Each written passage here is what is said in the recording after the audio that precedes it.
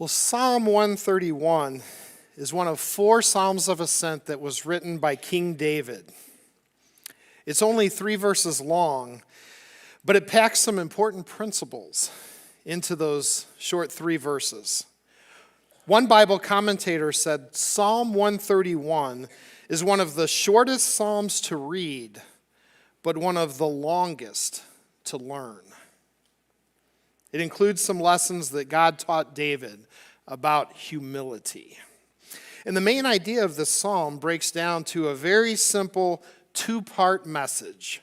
Verse 1 is about pride, and verse 2 is about contentment.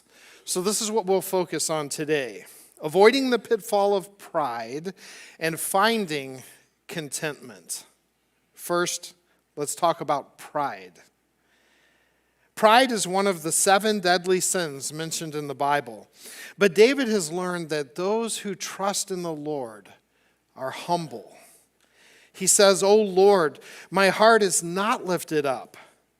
My eyes are not raised too high. I do not occupy myself with things too great and too marvelous for me." So even though David is the king, he is careful not to think too highly of himself. Pride is a heart that is lifted up, or as Paul says in the New Testament, a heart that is puffed up. But verse 1 says, "My heart is not lifted up." It might be helpful to think of pride as that which comes from having confidence in yourself, while humility comes from having confidence in God and in others. Eugene Peterson wrote a beautiful paraphrase of the Bible that you may have heard of called The Message. And The Message seeks to bring the message of the Bible into a very common, everyday language. And he translates this first part of verse 1 as, "I'm not trying to rule the roost." So I like that. David recognizes that even though he is the king, it is not him ultimately, but it is God who sits on the throne of Israel. That's what he means when he says, "My eyes are not raised too high." The Hebrew word for raised has the meaning of exalting oneself or of being raised high in one's own eyes. We've seen the Psalms of Ascent talk about lifting our eyes, like looking up and lifting our eyes. That's something different. Psalm 121 says, "I lift my eyes to the hills." Psalm 123 says, "To you I lift up my eyes." Well, lifting one's eyes is different than raising one's eyes. It's a very different posture. Eyes that are lifted up is a posture of humility, looking up to God.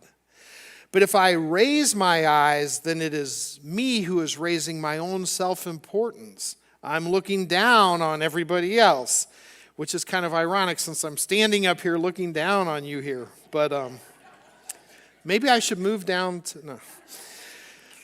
But raising my own eyes, my own self-importance, that's pride. But David is able to say, "My eyes are not raised too high." Everyone who serves in a position of leadership faces a great temptation that they have all the answers, and that they can just trust in themselves, in their own wisdom.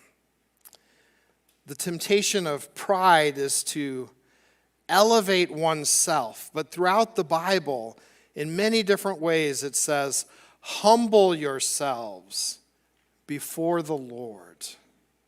Humble yourselves. Jesus warned constantly against the sin of pride. And I think one of the most interesting times that this happens is when 2 of his disciples, 2 brothers, James and John, wanted to have the top 2 positions of authority in his kingdom. They wanted it so badly that they sent their mother to go ask Jesus.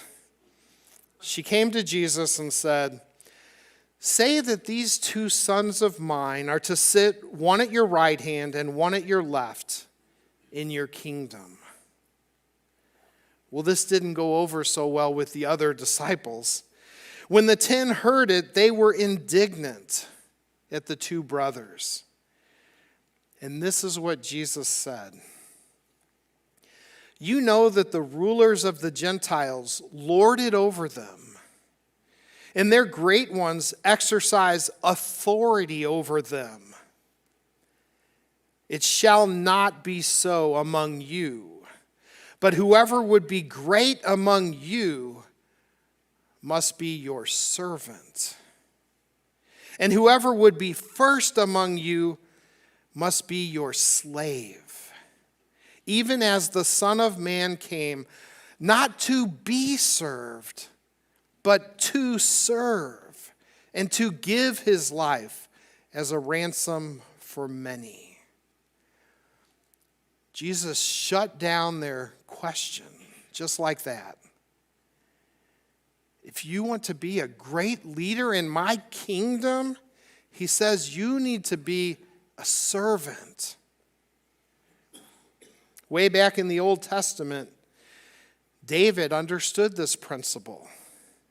He had times in his life when he struggled greatly with the sin of pride, and when he would have done well to remember these words. But at least when he wrote Psalm 131, he understood it. He got it. "I do not occupy myself with things too great and too marvelous for me." That's a very humble thing for a king to say. David is the king over the entire nation, 12 tribes and millions of people. What could be too great for him to be involved in? Well, what David is confessing here is that he is not God. He does not have all the answers, and he should not be looked at as the one to have all the answers. In the community of God's people, whether it's in the nation of Israel in David's time or in the church today, no one person is ever supposed to have all the answers, all the wisdom, all the direction. I was part of a late night conversation about this topic earlier this week. Jesus dispenses gifts to every member of the body of Christ, and no one person is given all those gifts. He spreads them out among his people. So it is by his design that we are to exercise our gifts within a community of his people. Each person using his or her gifts to support the mission that he has given us, and also to mutually support and encourage one another. That's by his design. David recognizes that some things are beyond his understanding. Some things, even things that were critical for his success as the king, were not revealed to him, but to others in his kingdom, and he had to rely on them. God designed Israel to be structured and to be set up very different than all the surrounding nations from the kind of structure that they had. Did you know that Israel was never supposed to have a king? They were supposed to have a leadership structure in which God and God alone was their king. And then under God, there would be a plurality of leaders with all kinds of different gifts and different responsibilities. He appointed elders and priests and prophets and judges and lots of other kinds of leaders, but no king. No one person sitting in a position of authority over all the other people. But not having this single point of authority that they could just look at became something that was too difficult for the people. They wanted a king. And over time, they rejected God's plan and they demanded to have a king. They came to the prophet Samuel. And in 1 Samuel 8 it says, all the elders of Israel gathered together and came to Samuel at Ramah and said to him, appoint for us a king to judge us like all the nations. But the thing displeased Samuel when they said, give us a king to judge us. And Samuel prayed to the Lord. And the Lord said to Samuel, obey the voice of the people in all they say to you, for they have not rejected you, but they have rejected me from being king over them. So Israel rejected God, and Samuel appointed a king to be their leader. And as he feared, it did not go well for the people. The first king, Saul, was a disaster. But then David came, and he was the next king. And David was a very different kind of person than Saul.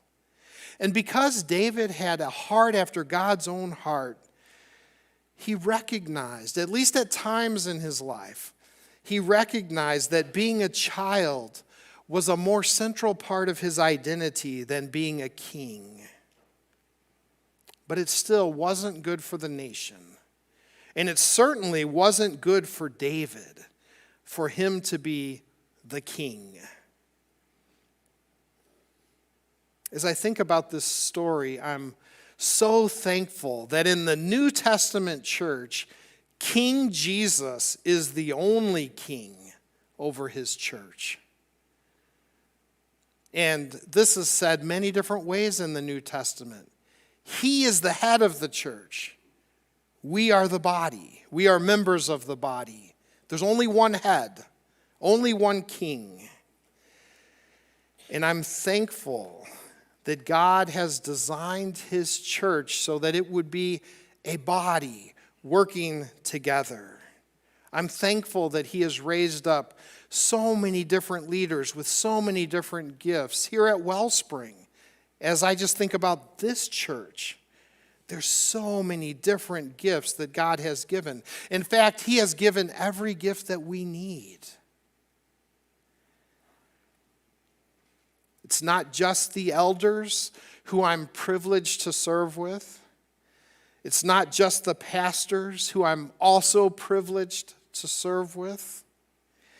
But it's an entire church family with so many gifted parts, gifted members. And Paul uses that image of a body. All the parts matter. And as soon as one of the parts is not functioning, the body becomes dysfunctional. So this is about our unity, our interconnectedness, our working together in submission to King Jesus, the head. But we could never do what God is calling us to do if not for all the parts working together, using their gifts, stepping up. And I think I'm drawn to this as an illustration for the sermon and what David's talking about in Psalm 131. Because right now, this year, 2023, is going to be a very exciting year for Wellspring Family Church. There's a lot happening and there's a lot that's coming together that you're going to find out about soon. The last couple of congregational meetings, we've told you that we've been working with architects and they're working on plans and possibilities in this facility to upgrade what we're doing here. And we're going to have some big updates for you as soon as this summer. So I can't wait to show you that. But right now, as we're working on this, as it's coming together, as God is bringing all these moving parts together, there's a lot happening. A lot happening, internally with the leadership. And as I think of my part in all of this, there's a lot happening. And when I forget to trust God and trust in the wisdom of all the gifted people that God has surrounded me with, which at times I have forgotten, then I become very stressed, and I feel all the weight and all the pressure of all the stuff that needs to happen. And I thought, I should feel that kind of stress and pressure if I'm trying to make decisions on my own. That should produce a lot of stress and pressure. But when I remember that not only do I not have to make decisions by myself, but I shouldn't. Like, God has given wisdom of a team. Then I have peace and comfort and the knowledge that, we're on the right track. There's confirmation here, and God is leading us. Because I'm not an expert on buildings, and I'm not an expert on financing, and I'm not an expert on managing some big project with a bunch of different committees. But I don't have to be an expert on any of these things because God has given the church people with all the gifts that we need. He promised to do that. Not just gifts for building and finance and project management, but God has also given His church people gifted in serving and gifted in faith and gifted in prayer and all the things that we need to do something together as one family, one body. God has given everything that we need. So instead of just a few people doing everything, there will be a collaboration as we all use our gifts together. And that's just one example. That's one that is particularly heavy right now. But we could give examples across every area of ministry that we're doing as a church. You heard Dan talk about Uganda. Well, individuals supporting, sponsoring, that impacts what happens over in Uganda to people's real lives. We're getting ready to have Camp Motion in a couple of months, and everybody working together. It all comes together with lots of different people using lots of different gifts together. In Romans 12, Paul says, "As in one body, we have many members, and the members do not all have the same function. So we, though many, are one body in Christ, and individually members one of another, having gifts that differ according to the grace given to us. Let us use them.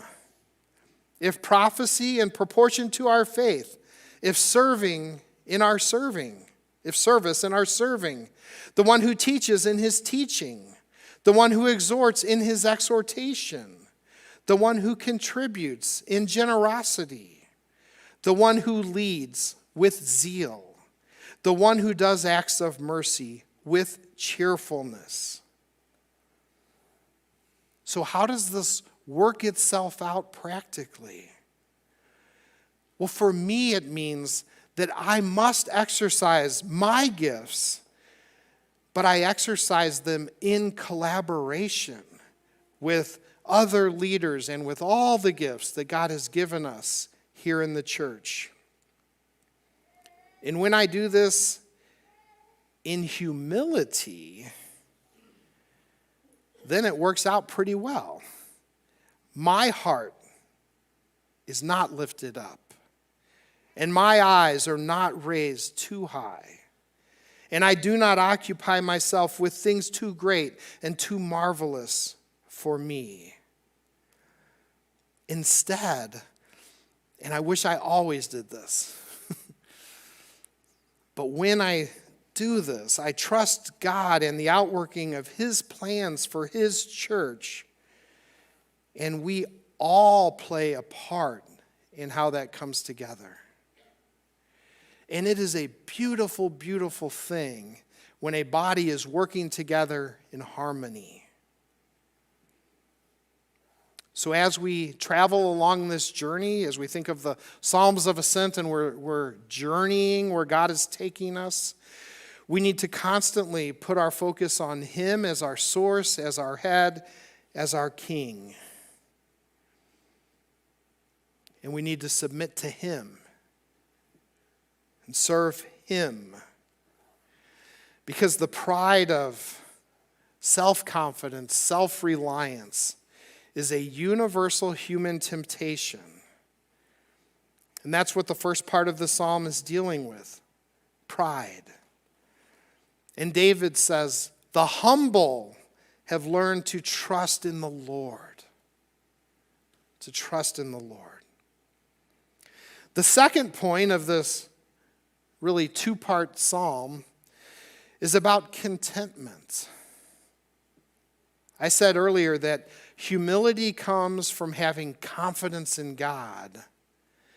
Well, now I want to add that confidence in God brings contentment. But I have calmed and quieted my soul. Like a weaned child with its mother, like a weaned child is my soul within me. Verse 2 completes verse 1. We avoid the pride of self-confidence and we find contentment because we know we are secure in His arms, that He will provide. And this is what David means when he says, like a weaned child is my soul within me. Before a nursing infant is weaned, he's often restless, right? And especially when a baby is hungry, watch out, because he's often screaming and viewing his mother as nothing more than a means of satisfying his own desires, his own needs, right? But as a healthy baby grows and matures, he becomes more content. And eventually, he learns to love his mother for her own sake and not merely seeing her as the means to meeting his own desires. Well, this is also what happens as we mature in our relationship with God. Instead of viewing Him as a means of getting our own needs met, we learn to find peace and contentment in a relationship with Him, whether He's meeting our needs or not. Charles Spurgeon said, "To the weaned child, his mother is his comfort, though she has denied him comfort. It is a blessed mark of growth out of spiritual infancy when we can forego the joys which once appeared to be essential and can find our solace in Him who denies them to us." As we grow in our relationship with God, we move from milk to solid food, and we grow from focusing on how God can meet my needs and how He will bless me to focusing on how I can bless Him. We grow from wanting a relationship with Him only for what He will do for us to wanting a relationship with Him just because of who He is. I want to know Him. I want to have a relationship with Him. It's no longer just, well, what will I get out of this? God is weaning our souls.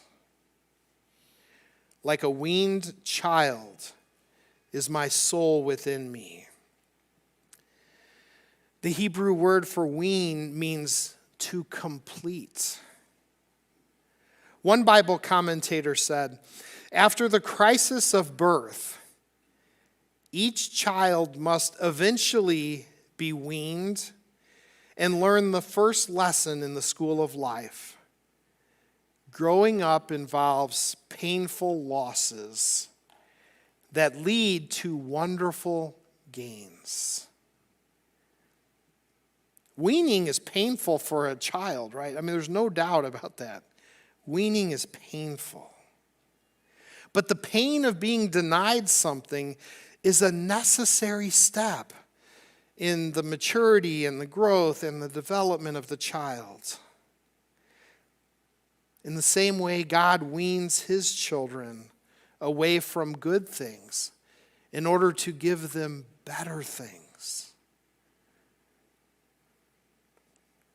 In his commentary on this image of weaning in Psalm 131, Pastor Warren Wiersbe says, successful living means moving from dependence to independence and then to interdependence. I really like this quote that he's saying here. Think about this. The psalmist is talking about something that can only happen after being weaned. You move from dependence to independence. There's a growth, there's a maturity, there's an independence that happens. But ultimately, we can only truly experience what God has in store for his people when we make this journey of faith together. And that's been so much about what the Psalms of Ascent are about. It's a journey together. It's the whole congregation going together. They're singing this psalm together. They go from dependence to independence and eventually to interdependence. And that's where we want to be as a church family. That's where we want to go. We're interdependent. I need you, and you need me, and you need each other, and we all need each other because the parts of the body function together. Verse 2 comes in the context of this corporate journey of faith that the congregation is on. And it is in this context of community that David says, I have calmed and quieted my soul. How do you calm and quiet your soul? Well, many of the Psalms speak about this. One of the most famous is in Psalm 46, where it says, be still and know that I am God. You can't calm and quiet your soul without being still. Being still sounds like calming and quieting, doesn't it? Be still. Who feels like they have just a great handle on being still? No hands? It's difficult in our world today, isn't it? To be still. We must make more time and more of a priority just to be quiet and still before God. Time to do nothing, to accomplish nothing except to sit at his feet, to be with him. Even the time and the quiet and the space to let our hearts be calmed. Because it doesn't happen in most of the things that we do, day to day, week to week, hour by hour. For most of us, I bet it didn't even happen this morning, coming to worship him, right? I mean, frantic chaos, getting everybody together to come to worship.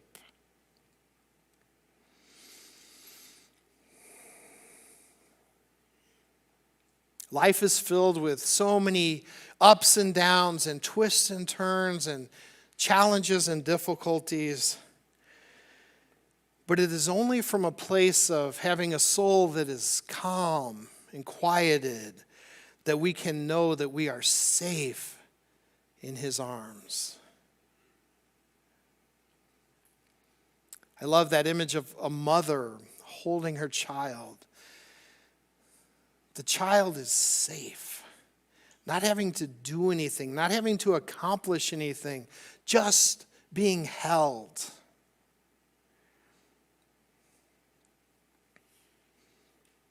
And we can say, my love for God is not dependent on him meeting my needs, him meeting my each and every demand. But I have peace and I have contentment because I have a relationship with him. Just being with him. Not a relationship because of what he does or doesn't do for me. Just to know him, to be known by him, to be loved by him.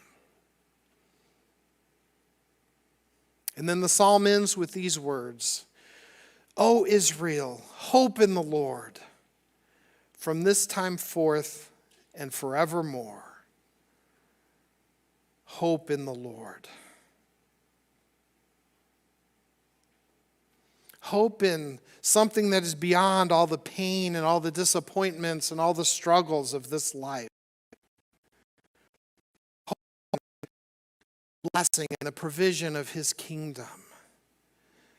Hope in being a child who is known and loved and cared for and held by a Father who loves us. David is calling the people to have the same kind of hope that he had in God. Hope that as they kept their eyes on him, he would provide for them. We have a big advantage that they didn't have 3,000 years ago. See, they believed that God would send a Messiah. It was something they were hoping for, something they were expecting. But they were still waiting for him to come. We live on the other side of the incarnation. We know that he has already come. Last week we celebrated Easter because we are living on the other side of the resurrection. We know the reason for the hope that they were waiting for.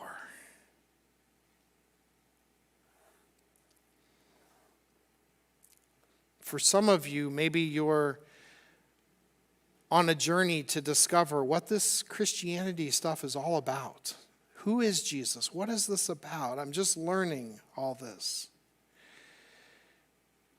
Others maybe know who he is, maybe have known who he is for a long time, but don't really have that personal relationship with him. Maybe you're just so busy, so frantic that you never have that time just to be with him. I'm going to have the worship team come forward and lead us here. And we're going to take some time just to do a little exercise together in calm and quiet, sitting at Jesus' feet. It won't be nearly enough time. But for some of you, it's going to feel like a really long time, even though it's just a couple minutes. But the worship team's going to play and lead out in a song. And I want you just to be quiet, just to let your heart settle and be still. I want you to listen to the words. I want you to focus your attention, focus your heart, focus on him. Focus on him and let him love you and hold you and just be his child.